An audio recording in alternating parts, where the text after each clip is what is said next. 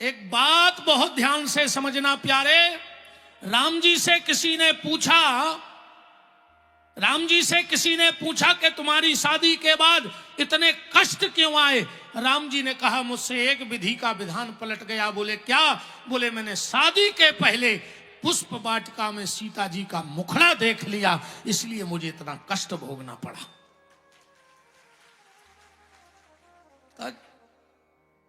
एक और नाव सिस्टम चलो है जयमाला।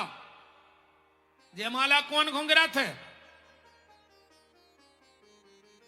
जेने कछु वीरता को काम करो हो। राम जी ने वर्ल्ड लेवल पे धनुष तोड़ा, किशोरी जी ने माला डाल दी। अर्जुन ने खोलक तेल में मछरिया की आंख भेदी। अच्छा, जब अर्जुन मछली की आंख भेदने जाने लगे तो बगल में भगवान बैठे थे। भगवान बोले अर्जुन तना ठीक से खड़े हुइयो, निशानो अच्छो साधियो, आंखई में लगे, चूक नहीं जाए, ध्यान से ये काम करना।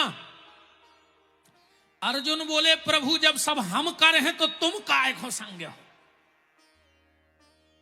जब सब हम कर हैं तो तुम क्यों बगल में बैठे हो? तुम क्या करोगे? भगवान बोले अर्जुन हम वो करेंगे जो तुम नहीं कर सकते। वहां ये सब तुम करना, पर हम वो करेंगे जो तुम नहीं कर सकते। अर्जुन ने कहा हम क्या नहीं कर सकते? और इससे ये भी ध्यान रख लेना कि तुम सब कर सकते हो, पर भगवान वो करेंगे जो तुम नहीं कर सकते, उसी समय तुम्हारी मदद को आएंगे वो। अर्जुन ने कहा प्रभु मैं क्या नहीं कर सकता? भगवान बोले अर्जुन तुम धनुष उठा सकते हो, बाण चढ़ा सकते हो, खींच सकते हो, छोड़ सकते हो, पर जो पानी हिल रहा है उसका हिलना तुम नहीं रोक सकते। उतने टाइम को पानी का हिलना हम रोक देंगे। तो माला तब गिरती। अब आज के भैया हरों से सूजी में धागा नहीं गिर रहा, तुम माला लाए फिर रहा है। बताओ अजय बैठे हम तबला वारे ने मुझे तबला नहीं दिखा रहा बिना चश्मा के।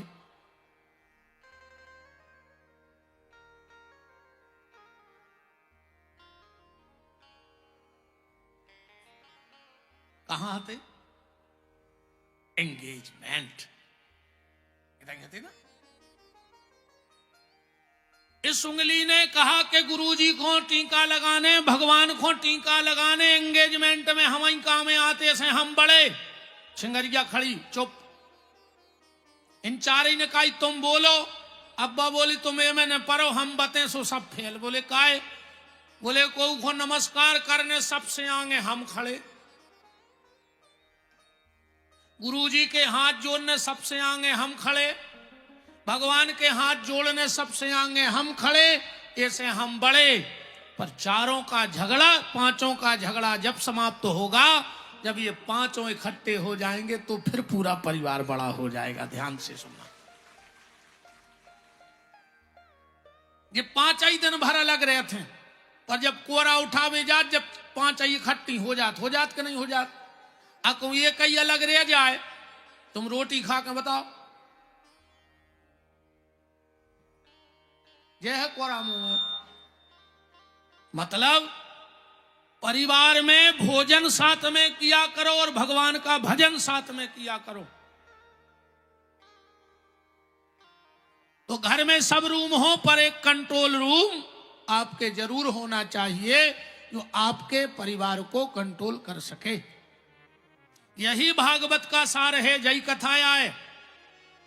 पहले अपने आप को बदलो। और आप लोग तो बहुत भाग्यशाली हो, आपके क्षेत्र में एक ऐसा कंट्रोल रूम है, एक ऐसा कंट्रोल रूम है जिसका नाम है गंगा झिरिया। आप इससे जुड़े रहो तो आपका जीवन कंट्रोल में बना रहेगा। ये कंट्रोल रूम में ही बैठे हैं हम लोग, ये कंट्रोल रूम में बैठे। और एक बात और ध्यान से सुनना, आप मंदिर में घर नहीं बना सकते। ये बना ले। बीजा डोंगरी वाले आसपास के जितने भी भगत यहां जुड़े हैं, वो मंदिर में घर नहीं बना सकते। बना सकते थे घर बना ले आओ, नहीं बना सकत ना।